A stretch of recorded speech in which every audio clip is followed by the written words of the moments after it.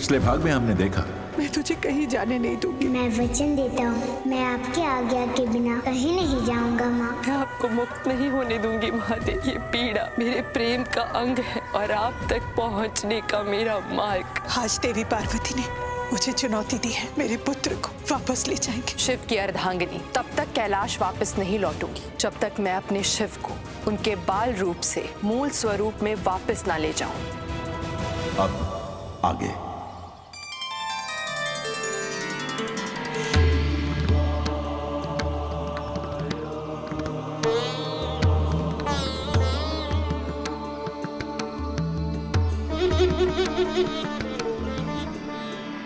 माता, हमारे प्रभु यहीं तो रहते हैं। यहाँ इस स्थान पर आने का कोई विशेष कारण माता?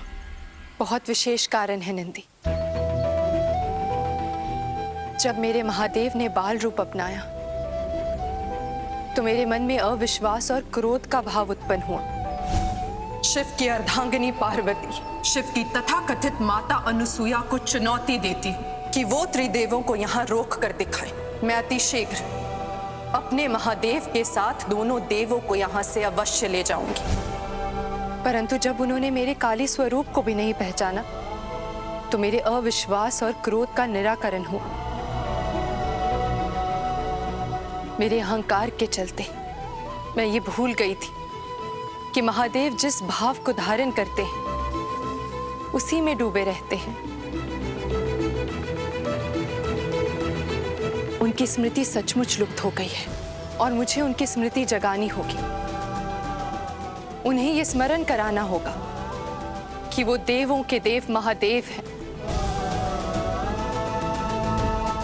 और इसीलिए अब हम यहीं रहेंगे। एक भवन निर्माण कर सर्वप्रथम उनका सानिध्य प्राप्त करेंगे।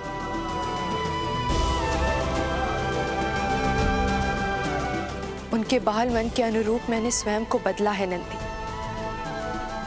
और मुझे पूर्ण विश्वास है कि मेरा ये समर्पण भाव उनकी चेतना को अवश्य जागृत करेगा। अवश्य माता। परंतु माता, प्रभु के बाल रूप को रिझाने के लिए हमें क्या करना होगा? नंदी, बालक केवल दो ही भाव पहचानते हैं। कौन से भाव माता? एक वात्सल्य और दूसरा मित्रता। मैं यहाँ बाल शिव की मित्र बनकर आई हूँ और मैं जानती हूँ मैं उन्हें अपनी मित्रता से अवश्य जीतूंगी।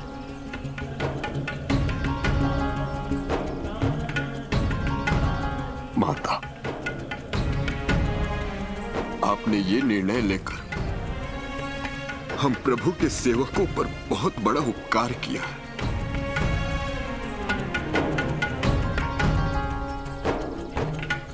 परंतु माता, भवन का निर्माण करेगा कौन?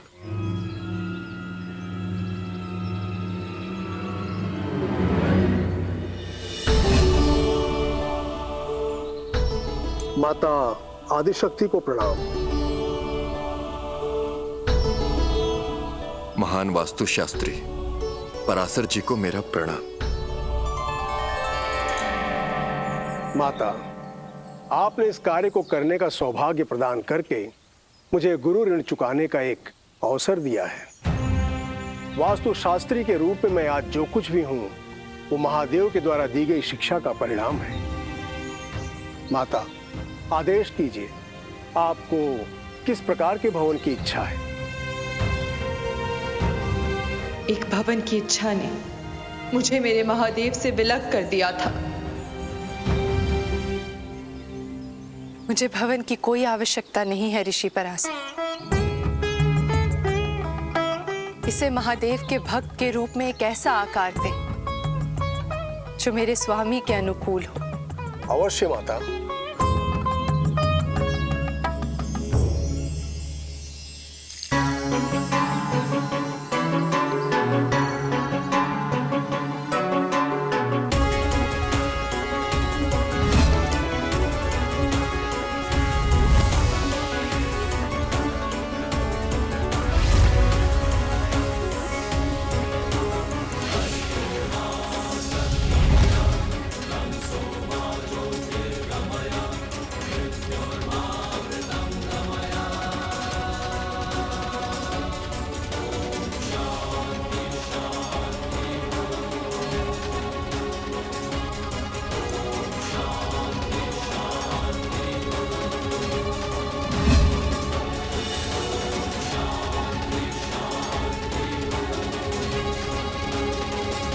माता, भवन का निर्माण तो हो गया, आगे क्या आदेश है? महासती अनुसुईया से क्रोध में आकर मैंने बहुत कुछ कहा था। आज सर्वप्रथम एक पड़ोसी होने के नाते मैं उनसे क्षमा मांगूंगी।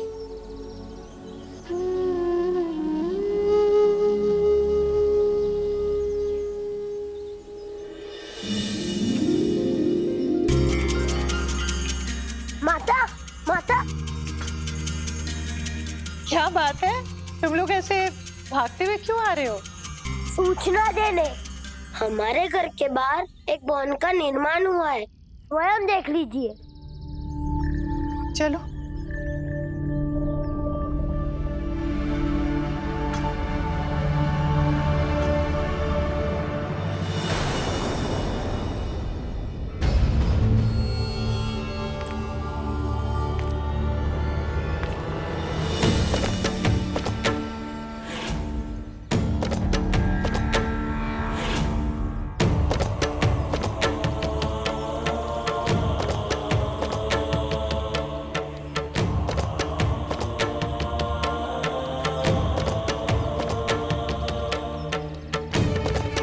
यहाँ आकर इनके रहने का उद्देश्य क्या हो सकता है?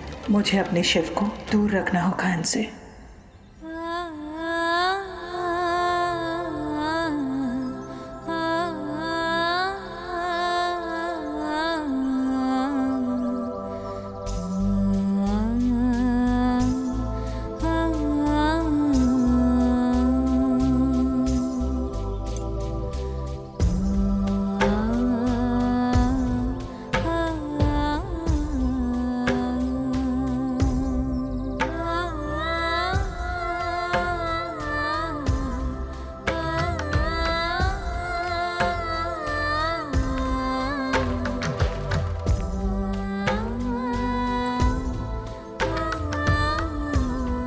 प्रणाम देवी अनुसुईया।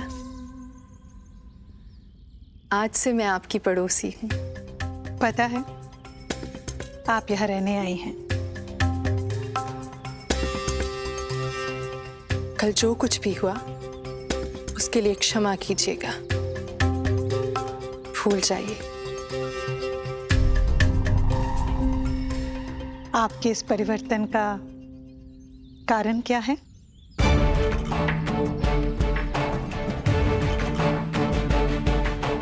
आपके बाल शिव ने कहा था, एक बार हमारे घर आइए, आपको शांति का अनुभव होगा। मैं अपने अशांत मन को समझाने के लिए आपके समीप रहने आ गई।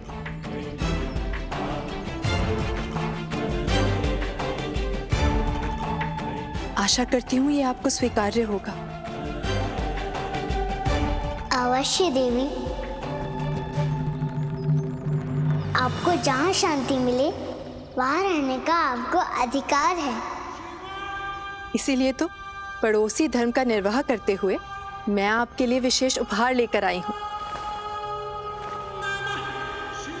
स्वीकार कीजिए।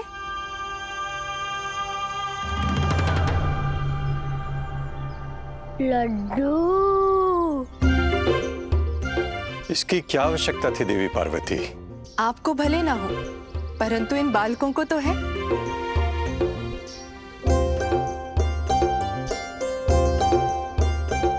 और फिर पड़ोसी का पड़ोसी से संबंध बनाने के लिए यही तो माध्यम है, आदान प्रदान। बालकों, ये लो, लड्डू लो।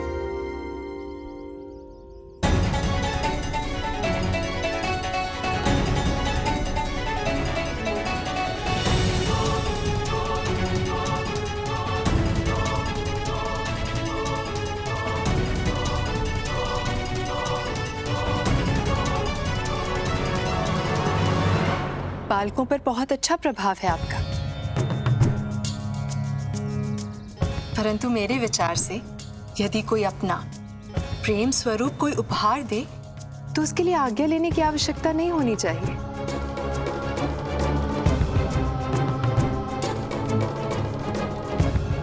माँ, आपने तो सिखाया है कि आदान प्रदान से ज्ञान और निकटता बढ़ती है। और पड़ोसी ही निकट के संबंधी होते हैं, सुख दुख के पहले भागीदार होते हैं। पड़ोसियों के लिए बहुत अच्छा विचार है आपका। नहीं नहीं देवी, ये मेरे विचार नहीं है, ये तो मेरी माँ ने सिखाया है। मुझे मेरी माँ ने बताया है कि परिवार का दूसरा बड़ा कुटुंब पड़ोसी होता है।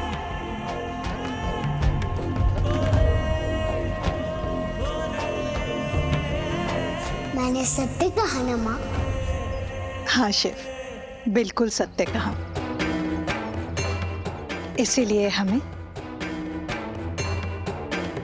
पड़ोसियों का सम्मान करना चाहिए। तो क्या उस सम्मान में बालकों को मेरे हाथों उपहार लेने की अनुमति देंगी आप?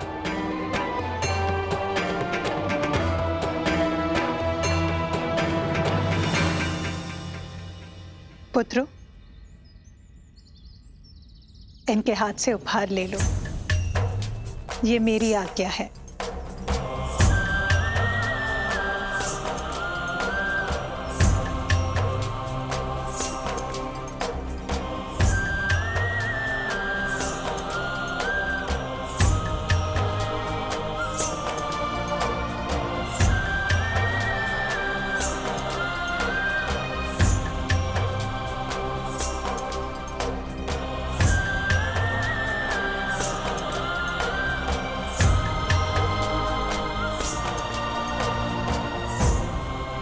और ये उपहार विशेषकर आपके लिए। ये गेंद? माँ, आज हम इस गेंद से खेलेंगे। चलिए मेरे घर चलिए, हम सब साथ में खेलेंगे। परंतु आपके घर जाने के लिए तो मुझे अपनी माँ से आज्ञा लेनी होगी।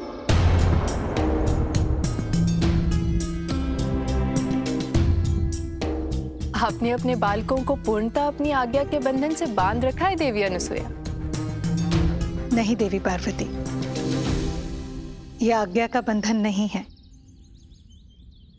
ये तो ममता का बंधन है।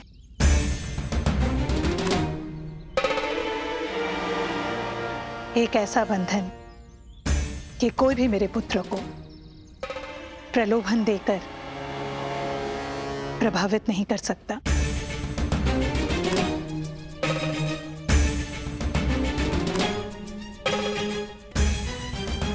और मेरे भोले शिव को तो कदापि नहीं।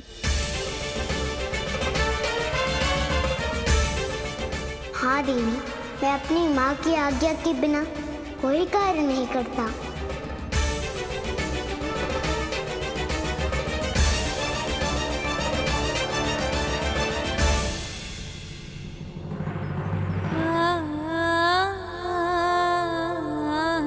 अपनी इच्छा के अनुरूप आपके सारे कार्य होंगे महादेव।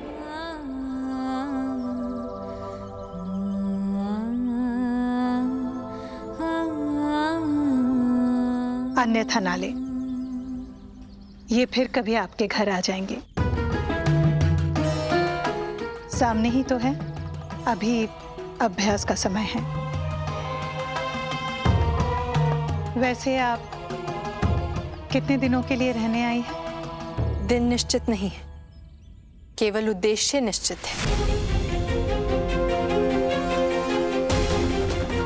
उद्देश्य अपने महादेव को पुनः प्राप्त करने का, प्रेम और भक्ति से। कहीं आप शिव भक्ति मोह में मुझे भटका तो नहीं रहे?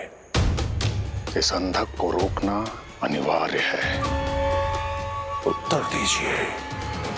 एक उपाय है जिससे बिना देवासुर संग्राम किए तुम स्वर्ग और अमृत कोश दोनों पर आधिपत्य पा सकते हो। कूटनीति का उपयोग करो। और क्या कहती है आपकी कूटनीति? तुम्हें गुप्त रूप से छल छद्म के द्वारा अमृत कोश को अपने अधिकार में लेना चाहिए। देवताओं को शक्तिहीन बना देना चाहिए, तदुपरांत ही स्वर्ग पर आक्रमण करना चाहिए।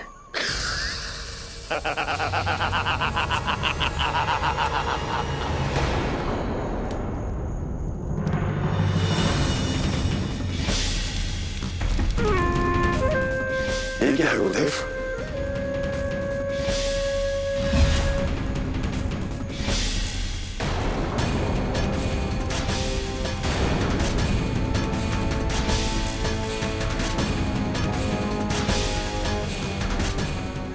किसे ढूंढ रहे हो? क्या है ये गुरुदेव? माया, माया का प्रयोग करो अंधक। इसकी छद्म शक्ति बहुत उपयोगी है। तुम्हारे लिए यह कार्य मायासुर करेगा।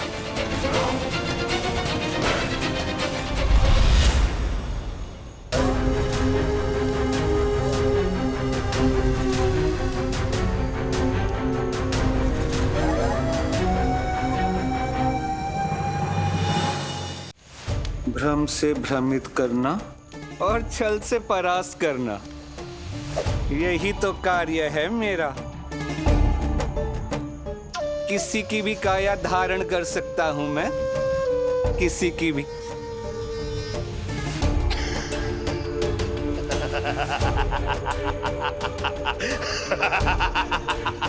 गुरुदेव, आज आपने सिद्ध कर दिया कि आप हम असुरों के ही गुरु हैं।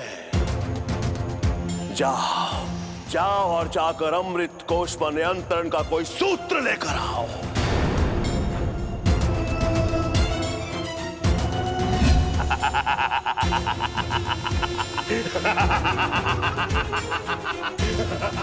मायासुर का यह प्रयास ही कारण बनेगा त्रिदेव के असली स्वरूप में आने का और इसके अंत का भी।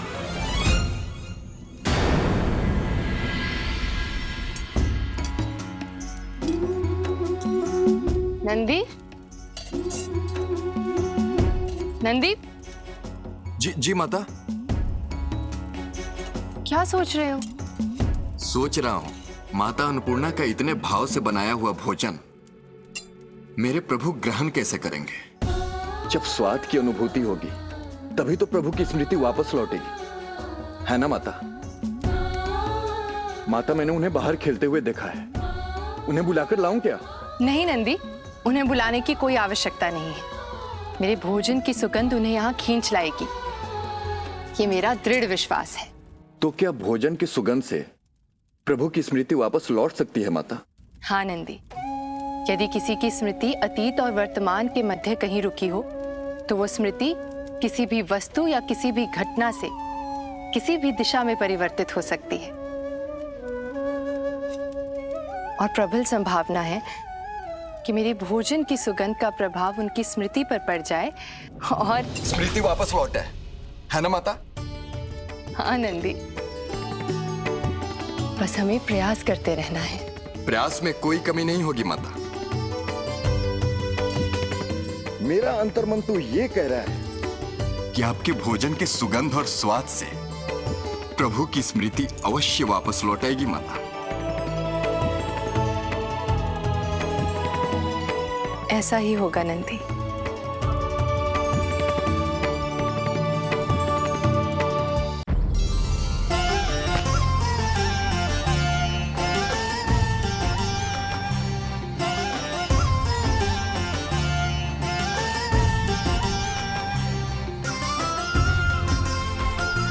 आप मेरी माता द्वारा निर्मित विशेष गेंद हैं। कोई ऐसा चमत्कार दिखाइए कि ये मूढ़ मेरे प्रभु से दूर हो जाए, ताकि मेरी माता की योजना सफल हो जाए।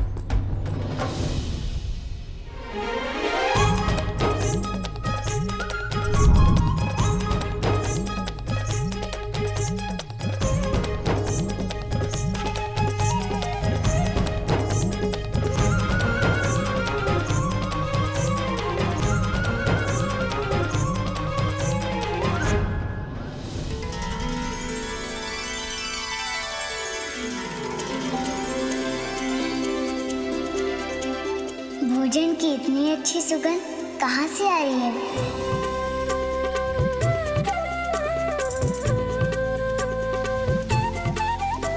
ये तो इस ओर से आ रही है।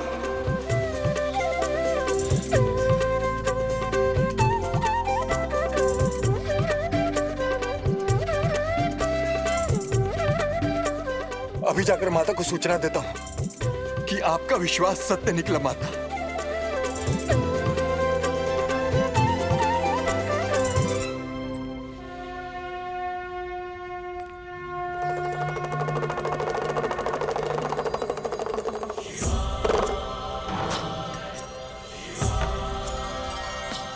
मेरे महादेव,